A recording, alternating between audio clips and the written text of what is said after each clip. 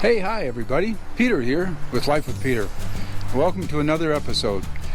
I had a friend call and looking for somebody to work in his warehouse and organize it. And with our firewood business being shut down and that income being gone, it was a great opportunity to go and talk with him and see what he's got and see if it might be a good fit.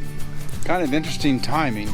Here in Utah, he can't find anybody to work. He's got a pretty successful insulation business, got about 30 employees and 2 warehouses, and he's looking for someone to organize those warehouses and keep them organized. So would it be my first job? No, but I appreciate that, he thought of me, and it's an opportunity to go talk with him today, so that's where we're headed.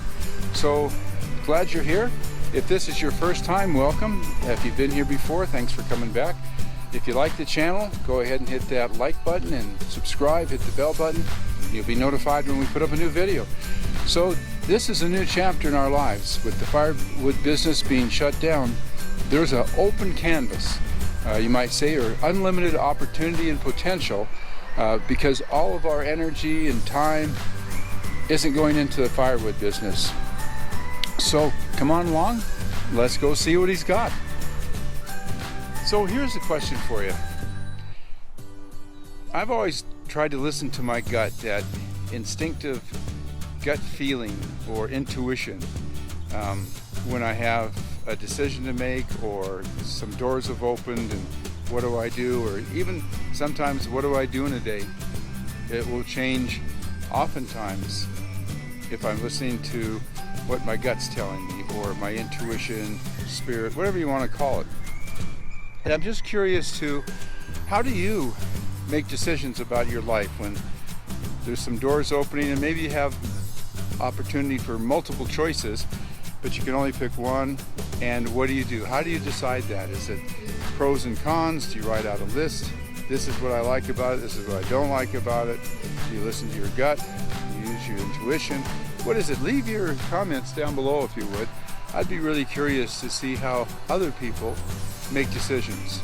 I know for me that whenever I listen to my gut, my intuition, what feels right, that kind of visceral response, it's always worked out. And that's when basically the major changes in my life, and even minor ones, have been when I listened to that inner voice. And when I didn't, I usually paid the price. Things didn't work out. It was harder than it needed to be. But when I listened to that inner voice, the things that worked out were so easy. It just, the door opened, I said yes, I went in that direction, and phenomenal changes in my life and opportunities that became available and put me on different paths in my life. And I'll share some of that, how I became one of the top male models in the world at one time and got to travel the world, live in other countries and stuff like that. How I met my wife, marrying her, how I moved from place to place just on that inner voice, saying yes. So yeah, I'd love to hear from all of you in the community. How do you make those choices? What's worked out for you? What didn't work out for you? And what was the difference between the two? So, and I'm not saying that every time I listen to that voice, things just magically happen, but more than likely, they did. But sometimes I didn't quite listen enough, maybe, and follow that instinct enough. So.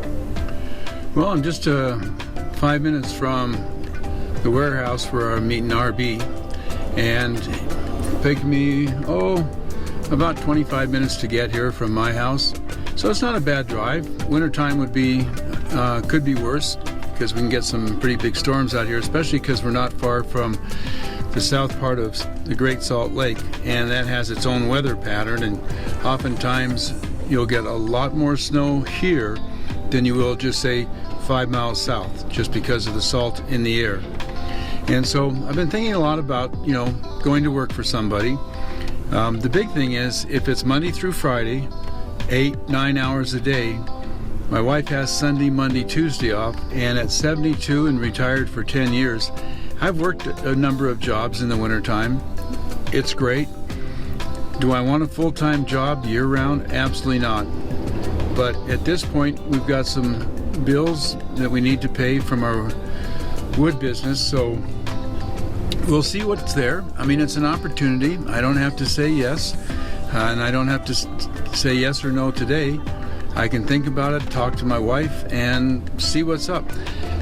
But one of the things that we had talked about was the opportunities that were coming, and this could be an opportunity, at least for a while, and to help a friend out as well. So we'll go talk with them, we'll see, and I'll let you know after I talk with them.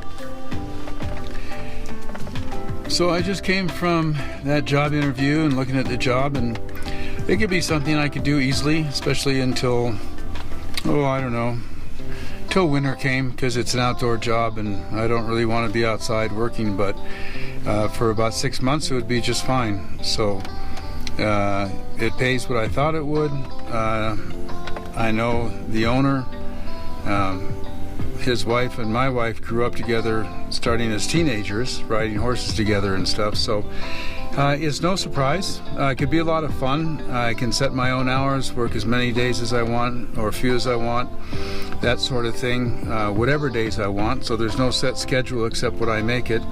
And it can be very creative, designing a real flow to his warehouse, which is, his materials actually are stored outside mostly, but he really needs somebody to help take control of that. And it could be very creative, designing the best flow for him and his truck, so and all his raw materials. So we'll see. I'll talk with my wife later on tonight. I told him I'd give him a call before the weekend and decide if I was going to do it. I'd probably want to start like in a week. That gives me a week off and 3 days off with my wife, and to finish off this thing with Midvale. I haven't heard from them yet when they're going to come out and actually inspect the property, which I guess is what they're going to do. So, as I said before, you know, when one door closes, another one opens, and my wife and I believe that when this looked like it was going to end, that there would be something better that life would bring us. It still leaves me lots of time to film videos and edit and put them up on YouTube. There's another business that I'm thinking about doing. My wife is quite an amazing artist, and one of the things that we've talked about is taking her artwork and making it available for people to put on t-shirts and mugs and bags and stuff like that, you know, with special sayings and whatnot. And that's intrigued me for a while, so still leaves me lots of room to do all the other things that we want to be involved with, like with our horses and our dogs and on the property and things like that, doing some traveling and camping and hiking. So anyway, thanks for being here and allowing me to share my thoughts and feelings and insights. It helps me process this. And if you have any comments or questions, put a link down before, or put your comments or questions down below, and I'll be sure to answer them. Again, thanks for being here. If you like the video, and appreciate you hitting the like button, and subscribe if you want to. Hit that notification bell, you know. And remember, always keep pursuing your dreams, because only you can make them a reality. And have a great day. Be safe. And we'll see you on the next one. Take care.